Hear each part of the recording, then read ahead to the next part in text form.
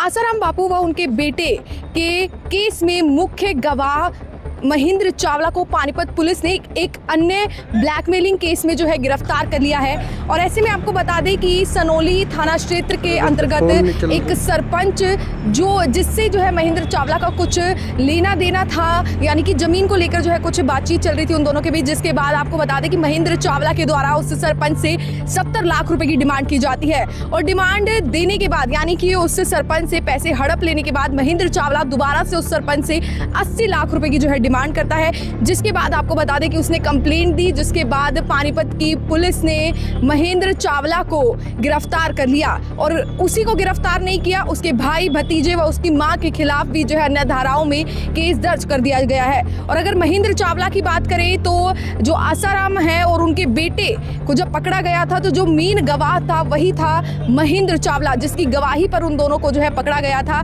महेंद्र चावला आसाराम बापू के डेरे में जाता था, जो है उनके साथ रहता था, उनकी मदद करता था, कह सकते हैं सेवक था एक तरह से। लेकिन उसके बाद जो है पूरा मामला जब निकल कर सामने आया कि उन पर इतने रेप केस हैं, उन्होंने ये किया, बेटियों के साथ ये किया, जिसके बाद महेंद्र चावला इस मामले में जो है मुख्य गवाह था। और इस समय जो आपको बता दें पानीपत पुलिस ने महेंद्र चावला को गिरफ्तार कर लिया है, न्यायिक कोर्ट में जो है उसको पेश कर दिया गया है। आगे की क्या कुछ बात आएगी, हमारे साथ जो है महेंद्र चावला के अगेंस्ट जो लॉयर केस लड़ रहे हैं वो हमारे साथ है, उनसे बातचीत करेंगे क्या कुछ पूरा मामला था।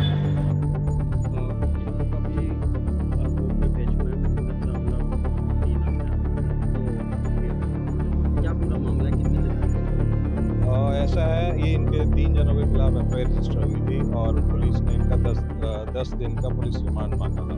ड्यूटी मजिस्ट्रेट साहब के पास वो अपीयर हुए और उसमें आर्ग्यूमेंट हुई और जज साहब ने 1 दिन की जुडिशियल कस्टडी में इनको भेजा है। जो हमारा पुलिस रिमांड की रिक्वेस्ट थी वो जज साहब ने अभी डिक्लाइन नहीं करी है। उन्होंने ये कहा है कि एक्यूज्ड का फंडामेंटल राइट है, क्योंकि उसे जो थे ग्राउंड्स ऑफ अरेस्ट कुछ देर पहले ही दिए गए थे, तो उसे एक राइट दिया है कि वो अपने लॉयर एंगेज कर सके और अपने ग्राउंड जो है वो कोर्ट के सामने रख सके।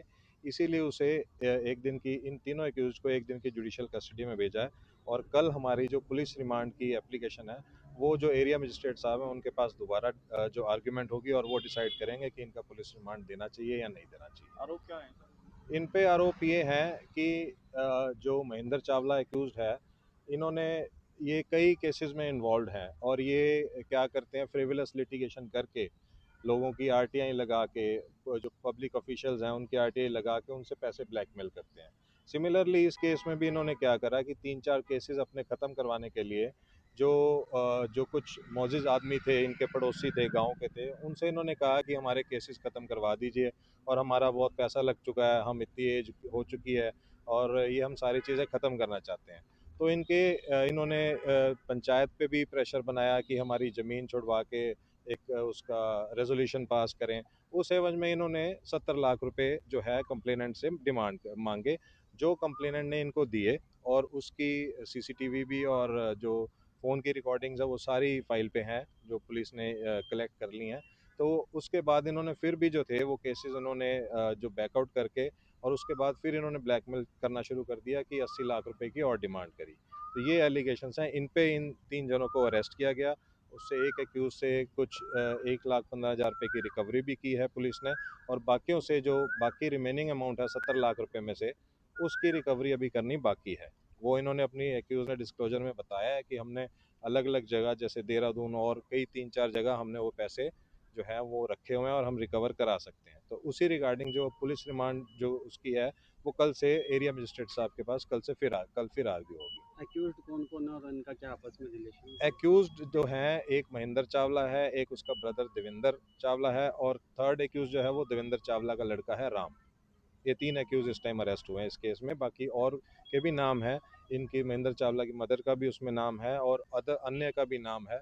जो जो इसमें होंगे वो इन्वेस्टिगेटिंग ऑफिसर जो तफ्तीश करेंगे और जो भी चीज़ सामने आएगी फिर वो उन पुलिस अपनी रिपोर्ट में देगी। 19 मार्च को जिस मामले की गवाही थी वो मामला क्या था? 19 मार्च को जिस केस की गवाही थी, मैं उसमें काउंसिल नहीं हूँ। जहाँ तक मुझे पता है कि वो एक 307 का मैटर था, उसमें इनकी एविडेंस थी। इन्होंने कुछ एक्यूज्ड को बचाने के लिए उनसे पैसे मांगे, बट उनसे पैसे जो है उनसे डिमांड करी, बट उसमें फिर भी इन्होंने जो एविडेंस अपनी जानबूझ के नहीं दी, फिर एक बार उनका नाम ले दिया और फिर इनसे आके फिर ब्लैकमेल करा कि मैं आपका नाम अब नहीं लूँगा या मैं आपको बचा दूँगा, मुझे इतने पैसे और दे दीजिए। तो ये एक तरह की एक्सटॉर्शन जो थी, ये एक्यूज़ ने मिल के, तीनों एक्यूज़ ने और बाकी जो थे एक्यूज़, इन सब ने मिल के एक तरह से एक्सटॉर्शन का मामला ये सामने है। बाकी जो मेन केस जिसमें एविडेंस थी, उसकी मुझे एग्जैक्ट डिटेल्स, क्या एविडेंस है क्या नहीं, कौन एक्यूज्ड है, वो मेरी नॉलेज में नहीं है क्योंकि मैं उसमें लॉयर नहीं था। ये वैसे मामला वही है नारायण साइन से जुड़ा हुआ ये जो महेंद्र चावला है, ये नारायण साईं जी के पास ही पहले ये काम करते थे और वहीं से ये सारी इन्होंने उनको भी ब्लैकमेल करना शुरू कर दिया। ये सारा मामला ब्लैकमेलिंग का है। आप अगर पता करें, आप रिपोर्टर्स भी पता करें, तो इन्होंने मतलब हजारों की संख्या में आरटीआई लगा लगा के किसी भी पब्लिक सर्वेंट को, किसी भी बीडीपीओ को, किसी भी सरपंच को, पंच को, ये उनकी झूठी आरटीआई लगाते हैं और उनको ब्लैकमेल करते हैं इन मामले में।